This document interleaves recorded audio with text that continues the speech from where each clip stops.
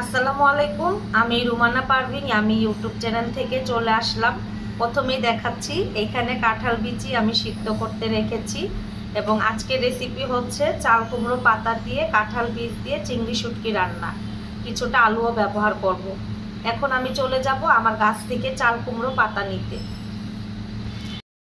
তো চলে আসলাম আমার গাছের দিকে। এই দেখুন গাছগুলো।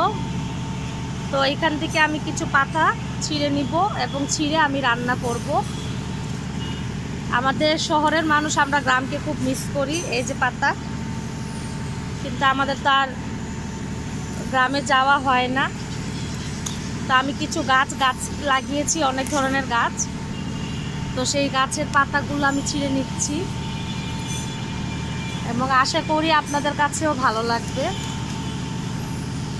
তো আমি ছিঁড়ে নেই। এই দেখুন কতগুলো ছিঁড়েছি, আরও খাঁচির মধ্যে আছে। এই দেখুন। তা আমি আপনাদেরকে বাকি ভিডিও পরে দেখাচ্ছি। ধরো আতেন, ধরো, পাতা পড়েছে। তো চলে আসলাম কাঁঠাল বীজ ধুয়ে, সিদ্ধ করা কাঁঠাল বীজ ধুয়ে, এবং এই যে এইভাবে করে আলু দিলাম, এটার মধ্যে কাঁচামরিচ, এই পেঁয়াজ, আর হচ্ছে গিয়ে কাঁঠাল বীজ, এই যে কাঁঠাল বীজগুলো। তো এবার আমি যেটা করব,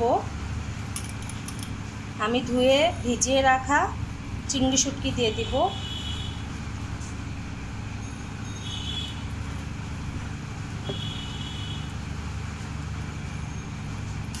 এই চিংড়ি শুটকিটা আমি এটার সাথেই মশলা দিয়ে মাখিয়ে নেব। তো যেসব উপকরণ দিচ্ছি সেটা দেখাই। হলুদ, মরিচ,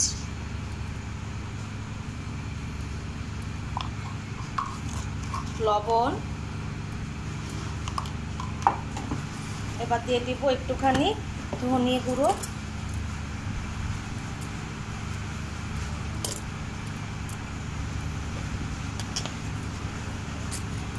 একটু দিয়ে দিব আদা রসুন,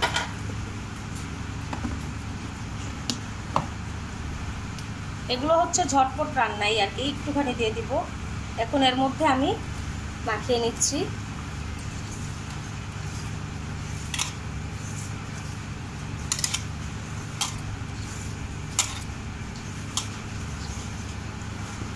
এগুলো হচ্ছে ঝটপট রান্না, এই জন্য আমি এই ধরনের মাখানো তরকারি রান্নাগুলোই আমি পোস্ট করি। দেখা যায় যে সব কিছু মানে টাইমলি করতে হয়, আমাকে স্কুলে যেতে হয়, বাচ্চাকে নিয়ে আবার আসতে হয়। তো ঝটপট রান্নার জন্য যে প্রসেসে আমি রান্না করি সেগুলো রেসিপি আমি আপনাদের সাথে শেয়ার করি। তো এখন এটার মধ্যে আমার পরিমাণ মতো তেল দিয়ে আমি বসিয়ে দিব চুলায়। দেখুন আমি চুলার মধ্যে বসিয়ে দিয়েছি একটুখানি তেল দিয়ে, পানি দিয়ে। এখন এটাকে আমি কষানোর জন্য রেখে দিব হওয়ার আগ পর্যন্ত। তারপর যখন হয়ে আসবে, সব কিছু সিদ্ধ হয়ে আসবে, তখন আমি এর মধ্যে শাকটা দিব। তো ততক্ষণ পর্যন্ত আমার ভিডিওর সাথে থাকুন। দেখুন আমার শুটকির যে রান্নাটা, চিংড়ি শুটকির, এটা তেল ছেড়ে আসছে আর আলুগুলো মোটামুটি সিদ্ধ হয়ে আসছে। এখন এই অবস্থায় আমি দিয়ে দিব শাকটা।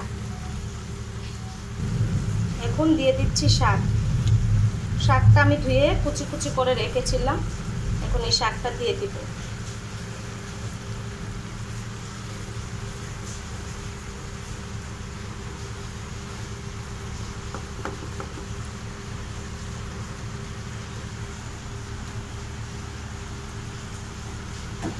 দিয়ে দিলাম শাক। এখন এটাকে আমি এইভাবেই কিছুক্ষণ রেখে দিব ঢেকে।